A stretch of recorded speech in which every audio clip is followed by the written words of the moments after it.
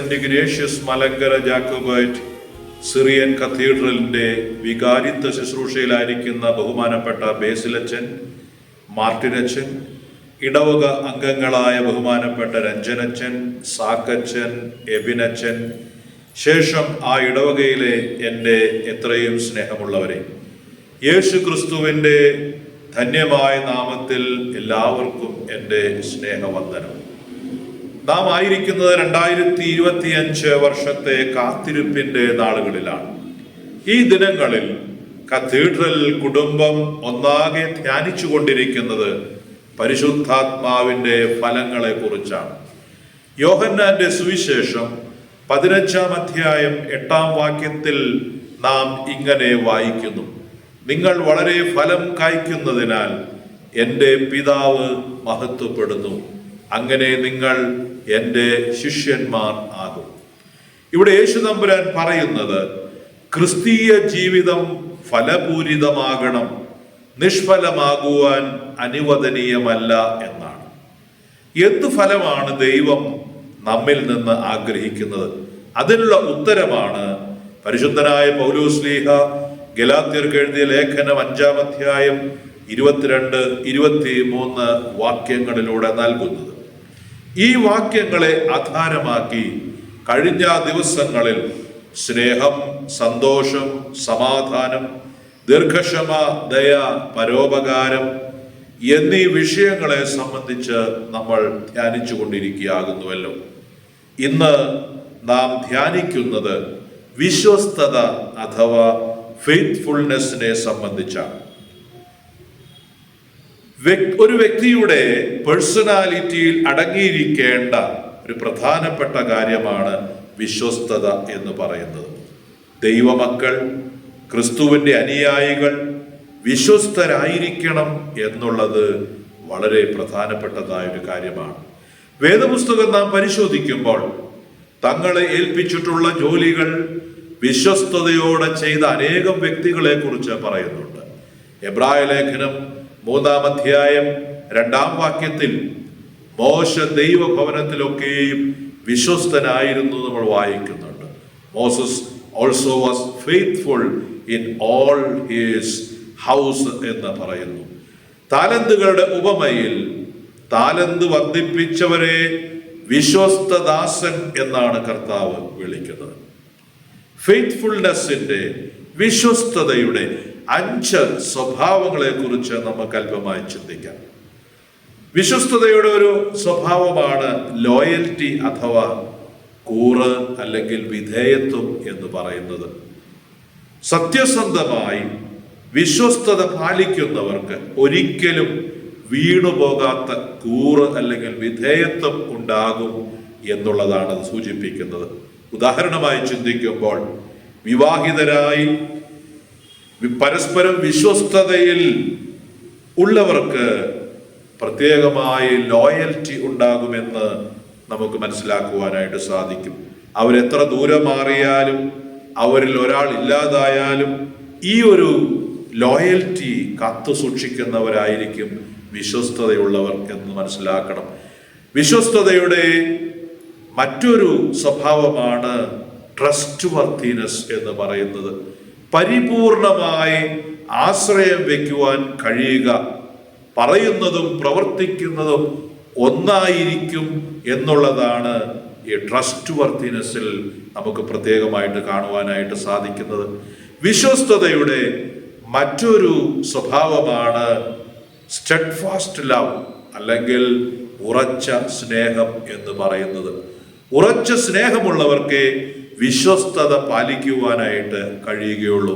അത് ദൈവത്തോടാണെങ്കിലും മനുഷ്യരോടാണെങ്കിലും. മറ്റൊരു പ്രധാനപ്പെട്ട കാര്യം എന്ന് പറയുന്നത് വിശ്വസ്തതയുടെ ഒരു സ്വഭാവമാണ് പേഷ്യൻസ് അഥവാ സഹിഷ്ണുത എന്ന് പറയുന്നത്.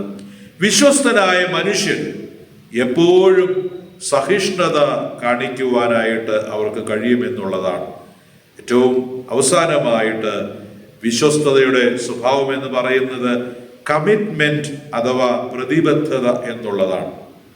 യേശു തമ്പുരാൻ ഈ ഒരു കമ്മിറ്റ്മെന്റിന്റെ ഭാഗമായിട്ടാണ് പിതാവിനോട് പ്രാർത്ഥിക്കുമ്പോൾ കഴിയുമെങ്കിൽ ഈ പാനപാത്രം എന്നിൽ നിന്ന് നീക്കിത്തരണമെന്ന് പറയുന്നുണ്ടെങ്കിലും ആ കമ്മിറ്റ്മെന്റ് നടപ്പാക്കുവാൻ എൻ്റെ ഇഷ്ടമല്ല, അവിടുത്തെ ഇഷ്ടം നടക്കട്ടെ എന്ന് പറഞ്ഞുകൊണ്ട് തന്നെ സമർപ്പിക്കുന്നത്.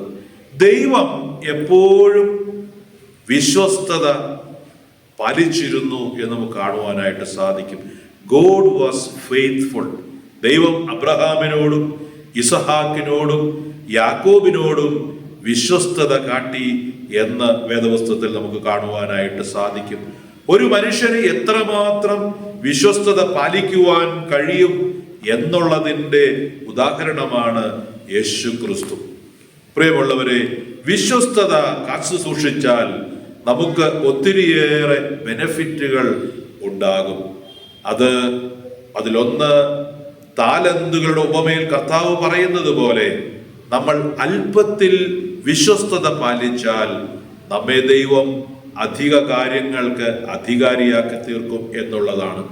രണ്ടാമത്തെ ബെനഫിറ്റ് എന്ന് പറയുന്നത് വിശ്വസ്തത പാലിക്കുന്നവരിൽ ക്രിസ്തുവിലുള്ള വിശ്വാസം വളരാനായിട്ട് ഇടയായിത്തീരും എന്നുള്ളതാണ്. മൂന്നാമത്തെ ബെനഫിറ്റ് എന്ന് പറയുന്നത് വിശ്വസ്തതയുള്ളവർക്ക് ദൈവത്തെ മറ്റുള്ളവർക്ക് കാണിച്ചു കൊടുക്കുവാനായിട്ട് സാധിക്കും എന്നുള്ളതാണ്. മറ്റൊരു പ്രധാന ബെനഫിറ്റ് എന്ന് പറയുന്നത് വിശ്വസ്തത കാത്തു സൂക്ഷിക്കുന്ന കുടുംബങ്ങൾ അഭിവൃദ്ധി പ്രാപിക്കും എന്നുള്ളതാണ്. മറ്റൊരു ബെനഫിറ്റ് എന്ന് പറയുന്നത് വിശ്വസ്തത കാത്തു സൂക്ഷിക്കുന്നവരിൽ ആത്മാവിൻ്റെ ഫലങ്ങൾ തഴച്ചു വളരുവാനായിട്ട് ഇടയായിത്തീരും എന്നുള്ളതാണ്. 9 ആത്മീയ ഫലങ്ങളിൽ വിശ്വസ്തതയാണ് എല്ലാറ്റിനും അടിസ്ഥാനം എന്ന് കാണുവാനായിട്ട് സാധിക്കും. വിശ്വസ്തതയുണ്ടെങ്കിൽ അവിടെ യഥാർത്ഥമായ സ്നേഹമുണ്ടാകും. വിശ്വസ്തതയുണ്ടെങ്കിൽ യഥാർത്ഥമായ സന്തോഷം പകരുവാനായിട്ട് ഇടയായിത്തീരും. വിശ്വസ്തതയുണ്ടെങ്കിൽ സമാധാനമുണ്ടാകും. ദീർഘക്ഷമയും ദയയും പരോപകാരവും സൗമ്യതയും ആത്മനിയന്ത്രണവും ഒക്കെ അടിസ്ഥാനപ്പെട്ടിരിക്കുന്നത് ഒരു മനുഷ്യന്റെ വിശ്വസ്തതയെ അടിസ്ഥാനപ്പെടുത്തിയാണ്. ആദിമ മനുഷ്യൻ അവിശ്വസ്തത കാട്ടി പാപത്തിലേക്ക് നിപതിച്ചു പോയി. ക്രിസ്തു വിശ്വസ്തത സൂക്ഷിച്ചുകൊണ്ട് പാപിയായ മനുഷ്യനെ പാപത്തിൽ നിന്നും വീണ്ടെടുത്തു. കർത്താവിൽ ഏറ്റവും അനുഗ്രഹിക്കപ്പെട്ടവരെ, നാം ഈ കാലഘട്ടത്തിൽ ജീവിക്കുമ്പോൾ ഇന്നത്തെ ലോകം എല്ലാ മേഖലകളിലും വിശ്വസ്തത നഷ്ടപ്പെടുത്തിക്കൊണ്ടാണ് മനുഷ്യൻ ജീവിക്കുന്നത് കാണുവാനായിട്ട് സാധിക്കും.